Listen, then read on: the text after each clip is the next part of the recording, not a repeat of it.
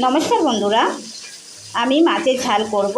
তার জন্য প্রথমত সরিষার তেলে আমি মাছগুলো সমস্ত ভেজে নিচ্ছি।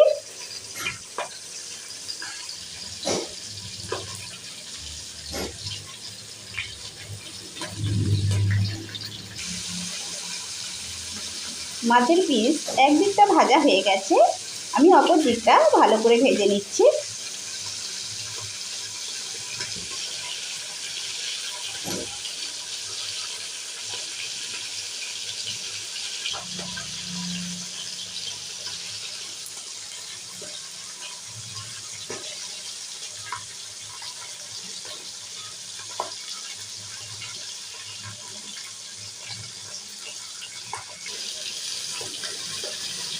মাছের পিস আমি ভালো করে ভেজে নিলাম, একটি পাত্রে তুলে নেব।